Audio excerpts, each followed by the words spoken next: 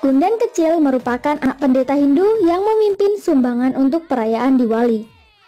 Dia juga mendatangi rumah Guruji, pendatang baru di kampungnya.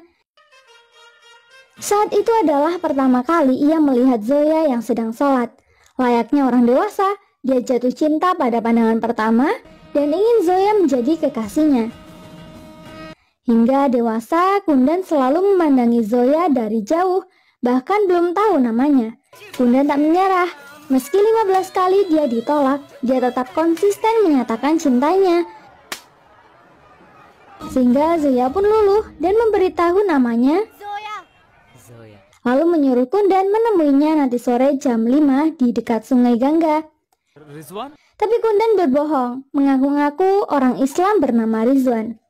Sorenya, Bindia, sahabat Kundan, cemburu mengetahui Kundan hendak bertemu Zoya. Bindia berusaha menghalanginya, tapi Kundan tetap pergi. Di sana Kundan memberikan kartu ucapan cinta yang dibilang norak oleh Zoya. Zoya memastikan lagi nama asli Kundan. Zoya kaget. Ternyata Kundan membohonginya. Dia Hindu dan anaknya pendeta. Meski Zoya kembali menolaknya, Kundan terus mendekati Zoya dengan berbagai cara. Sampai dia mengikutinya di sebuah angkot. Zoya menyuruhnya berhenti mengejarnya. Zoya bilang kalau dia tidak mencintai Kundan. Karena itu Kundan menyayat pergelangan tangannya sendiri. Zoya lalu menangis memukulinya, memeluknya, dan menciumnya. Lanjut cerita, kabar Zoya yang mencintai pria Hindu pun sampai ke telinga ayahnya. Karena khawatir, Guruji pun mengirim Zoya ke Alikart sendirian. Saat mendengar hal itu, Kundan langsung menyusul Zoya. Kundan akan menunggu Zoya dan berjuang mendapatkan hati keluarganya. 8 tahun kemudian, di hari Diwali juga, Kundan merasa senang karena dia tahu bentar lagi Zoya akan kembali ke Banaras. Akhirnya Kundan pergi ke stasiun untuk menemui Zoya. Namun Zoya mengabaikannya begitu saja. Kundan masih mau memastikan lagi. Kebetulan dia juga sering mendekati keluarga Zoya dengan alasan antar gas dan membantu pekerjaan lainnya.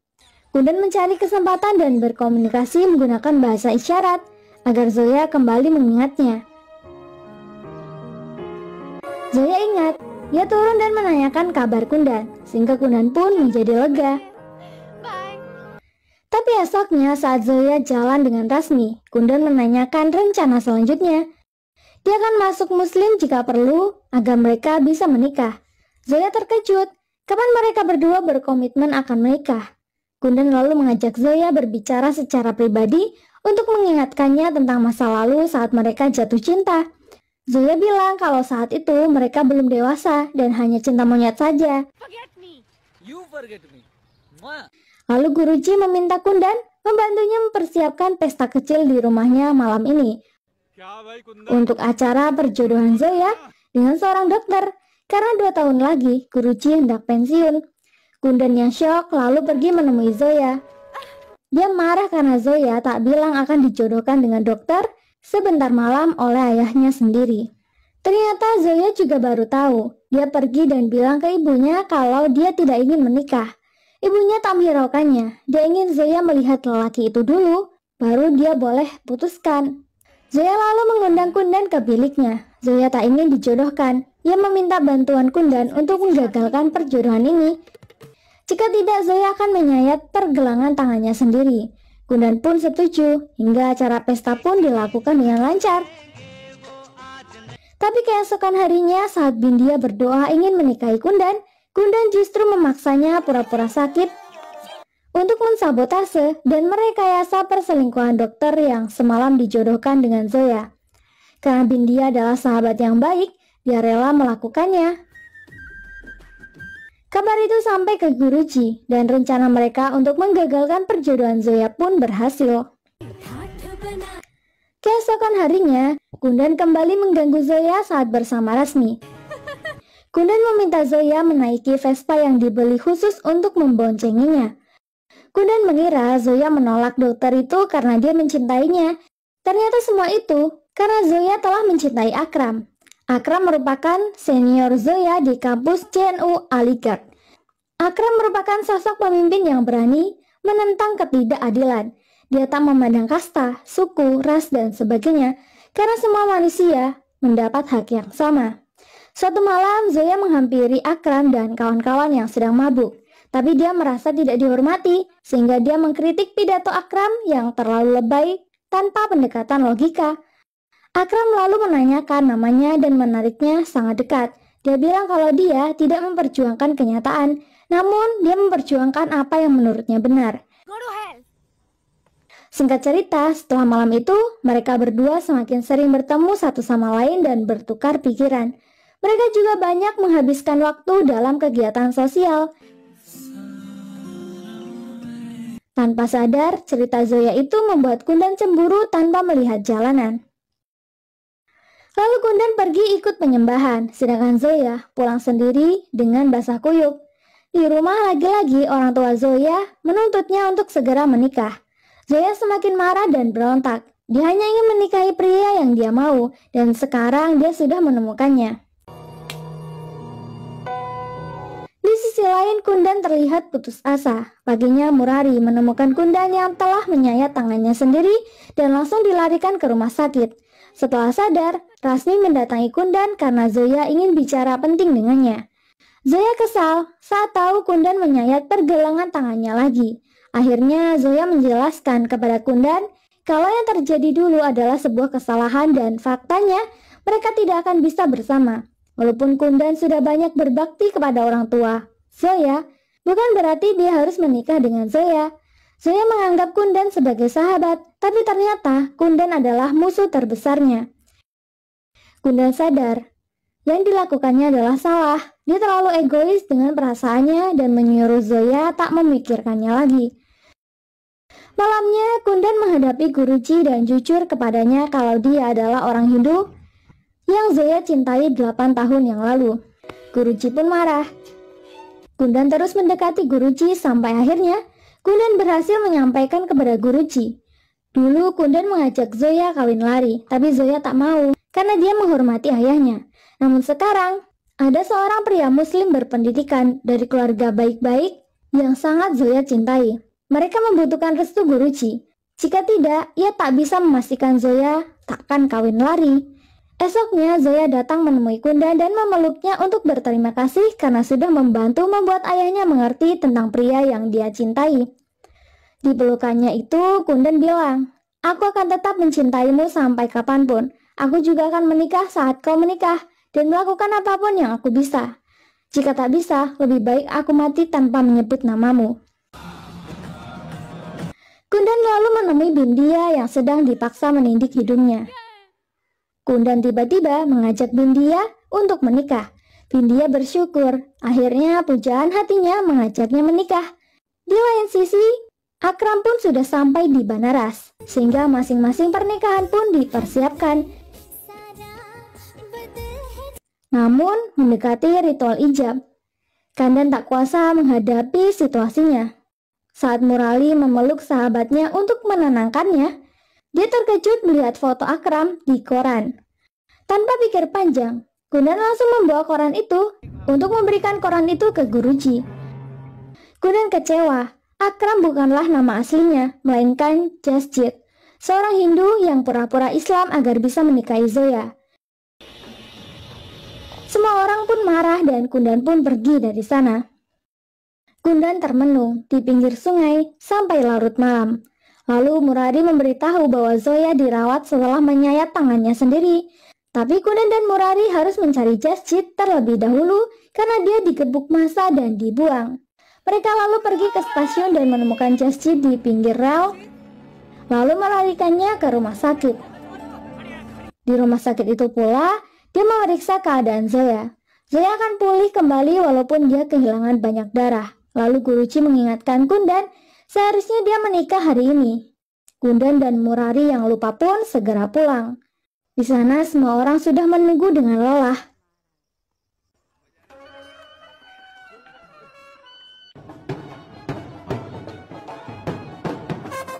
Ibunya menangis di dalam. Lalu ayah memukulnya dan mengusirnya.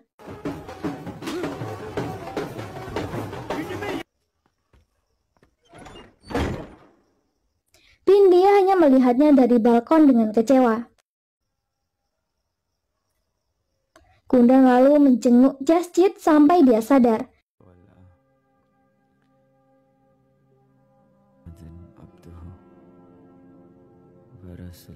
Jasjit tahu semua masa lalu Zoya dan sekarang sudah terlambat.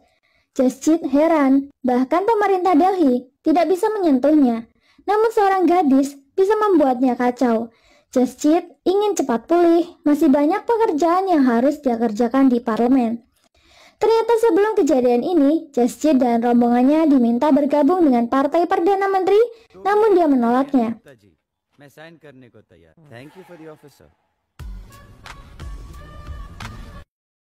Jasjit membuat partai sendiri yang bernama AICP alias All Indian Citizen Party, yang mana Zoya juga ikut di dalamnya.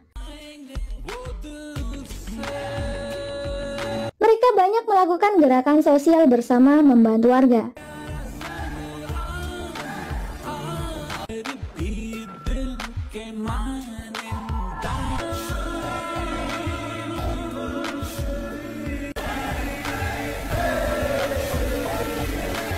Suatu hari, Jasjit ingin menikahi Zoya. Hidup Zoya akan berubah setelah dirinya terpilih sebagai Perdana Menteri yang baru. Namun dia harus pergi dulu karena polisi menangkapnya bersama dengan beberapa member partainya.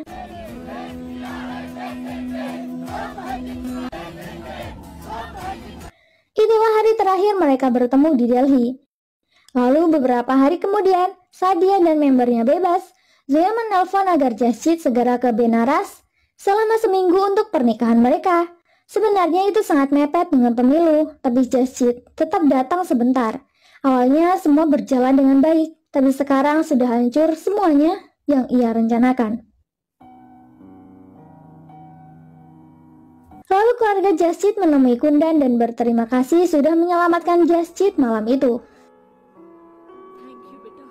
Jasjit pun dibawa kembali ke Punjab. Di lain sisi, kondisi Zoya masih sama.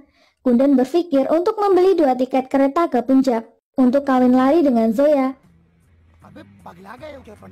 Murari menahannya, tapi Kundan keras kepala. Kundan lalu menemui Zoya di kamarnya.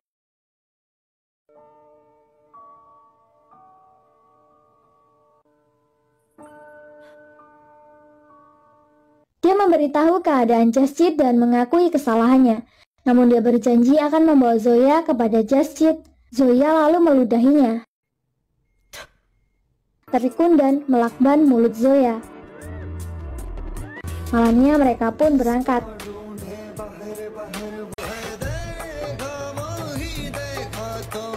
Singkat cerita, akhirnya mereka sampai di rumah Jasjit. Kundan syok melihat Jasjit ternyata sudah meninggal di rumahnya.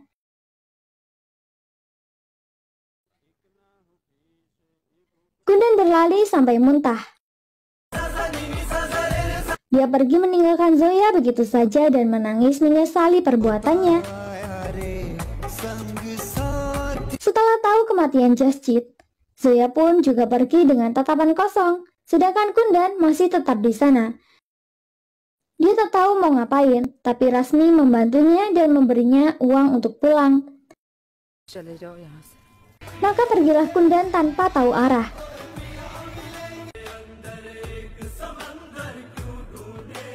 Sampai di pinggir pantai. Kundan lalu menelpon Murari dan menanyakan tentang keberadaan Zoya. Tapi Zoya pun tidak ada di Benaras ternyata. Kundan lalu mencari Zoya dan menemukannya saat sedang melakukan drama aspirasi di jalan. Mata mereka bertemu. Namun terlihat kebencian Zoya yang langsung pergi ke gedung partainya. Kundan mengikuti di belakang mobil. Sampai di sana, Kundan berusaha memanjat lewat pipa untuk bertemu dengan Zoya, namun beberapa anggota partai memergokinya. Kundan bilang saja kalau dia adalah seorang pencuri. Setelah itu mereka berdiskusi tentang apa yang harus mereka lakukan kepada Kundan. Mereka tidak mau melaporkannya ke polisi, jadi mereka hanya menginterogasi Kundan saja. Kundan lalu meminta makanan dan minuman karena dia sangat lapar. Selama mereka berdiskusi tentang alasan Kundan menjadi pencuri, Kundan malah tertidur begitu saja. Paginya, Kundan dibangunkan dan mereka sudah menarik kesimpulan kalau Kundan menjadi pencuri karena dia miskin dan tidak memiliki pekerjaan. Jadi mereka memberikan pekerjaan untuk Kundan, membuat chai tea dan membagikannya kepada para anggota partai. Rasmi lalu datang ke gedung partai dan bertemu dengan Kundan. Dia menanyakan mengapa Kundan belum pulang. Kundan pun tidak tahu, tapi dia meminta Rasmi untuk membiarkannya saja. Rasmi lalu mengkoordinasi para anggota partai. Walaupun Jasjit sudah tidak ada, namun partai harus tetap berjalan. Apalagi sebentar lagi pemilu juga akan datang. Rasmi menunjuk Zoya sebagai pemimpin baru dan itu disetujui oleh anggota partai. Besok mereka akan bertemu lagi untuk memperjuangkan hak 4.000 petani yang akan kehilangan tanahnya untuk dibangun pabrik. Sedangkan Kundan terus melakukan pekerjaannya. Dia pun menjadi semakin akrab dengan Anan, salah satu orang penting dalam partai, juga dekat dengan anggota-anggota yang lainnya. Walau begitu, Zoya tetap saja mengabaikannya. Kundan meminta untuk ikut dengan mereka saat mereka ingin pergi melakukan gerakan-gerakan sosial. Dia ingin membantu. Anan pun mengizinkannya untuk ikut.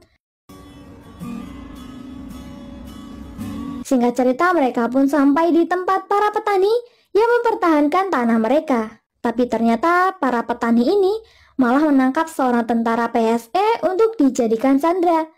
Zoya bilang, tindakan petani sangat gegabah. Mereka malah memberikan pemerintah alasan untuk menembak mereka dan masyarakat akan menyalahkan petani.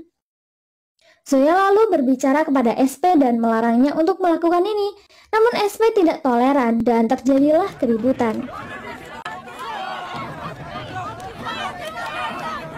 Di tengah keributan itu, Kundan berhasil berbicara kepada SP untuk memberinya kesempatan bicara membujuk petani. Dan SP pun setuju dan mengizinkannya.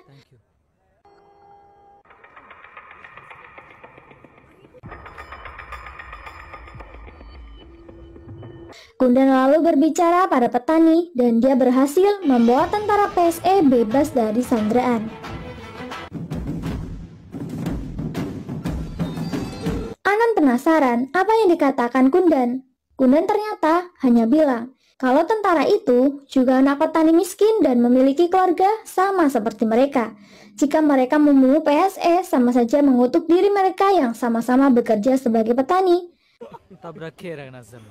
Lalu partai IACP kembali melakukan gerakan sosial mereka untuk mengambil hati masyarakat untuk pemilu yang akan datang. Namun ada seorang yang tidak ingin dibantu. Kundan lalu maju dan berbicara dengannya.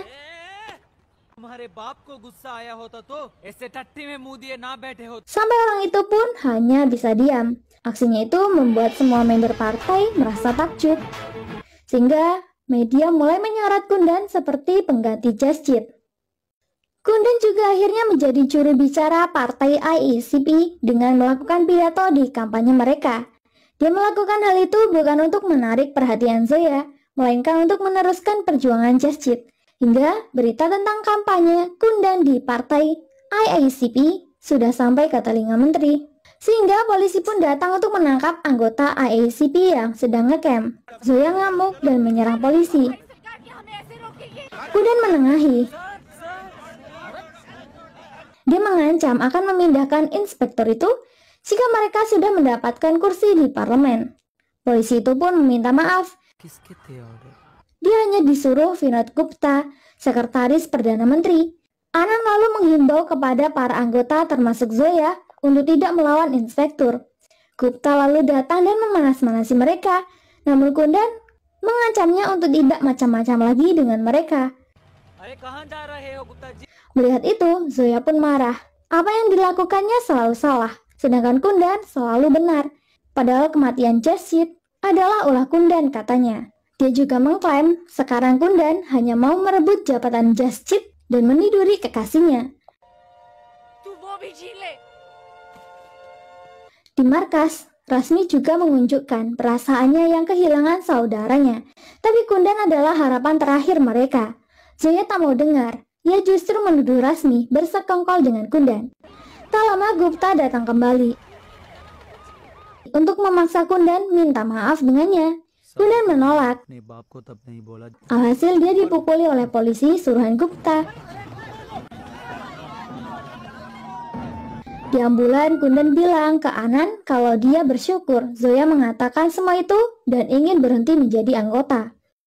Namun Anand menyuruhnya tetap tinggal dan mewujudkan impian Jasjit sekali lagi. Di sisi lain, Gupta diliput di koran setelah kejadian tadi. Kepala menteri kecewa karena Gupta menciptakan kekacauan dan membuat namanya jadi jelek.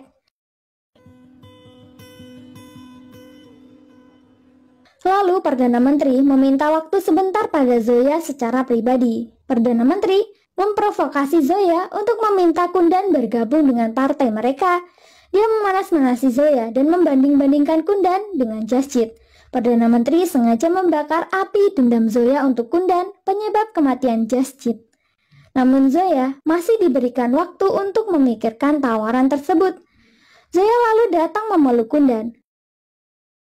Dia bilang kalau Kundan adalah pahlawan dan semua orang membutuhkannya. Namun Zoya masih saja menolak suguhan air dari Kundan. Tapi habis itu, dia minta maaf. Lanjut cerita, AICP pun kembali beroperasi. Di hari demonstrasi, Zoya menarik Kundan dan berangkat dengan bajai bersamanya.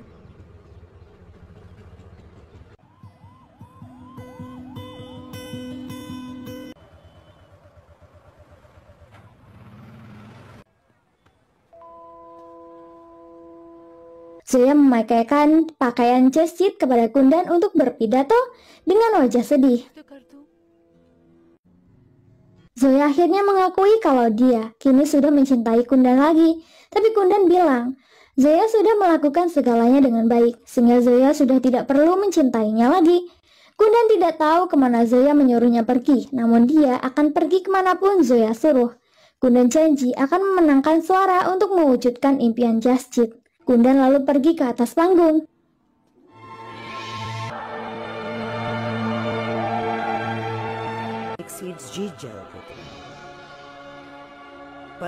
Itu sesuai rencana Kepala Menteri dan Zoya yang sudah sepakat untuk menembak Kundan di demonstrasi itu. Ledakan pun terjadi dan semua orang lari berhamburan. Di tengah kekacauan itu, Kundan membantu Rasmi dan ditembak.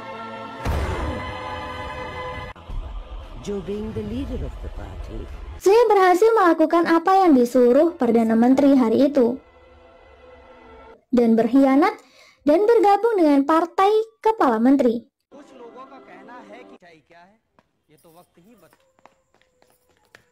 Kundan dilarikan ke rumah sakit.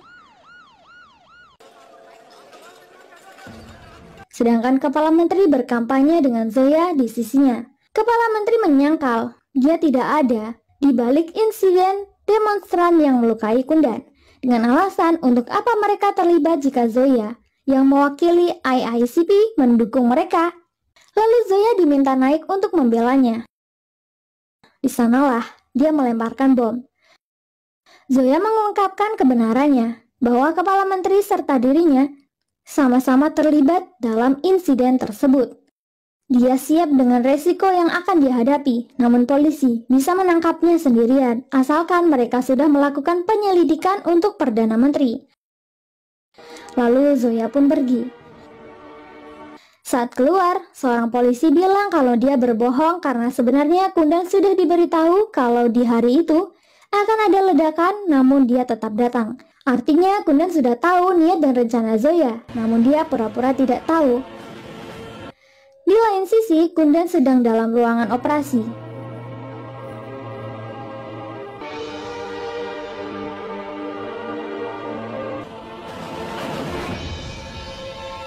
Murari mengamuk karena kejadian ini. Sedangkan Zoya pun datang untuk menjenguknya. Di sana, Bindia sangat kecewa dengan kelakuan Zoya. Sedangkan di dalam, Kundan terbaring setengah sadar. Dia mengingat semua orang yang ada di hidupnya yang ia cintai. Namun dia tidak mau bertahan untuk menderita karena cinta lagi. Bisa saja Kundan bangun untuk Zoya, namun dia tidak mau lagi. Kundan hanya ingin menutup matanya dan tidur nyenyak.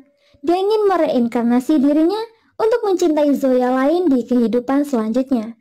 Sehingga film pun berakhir dengan kematian Kundan.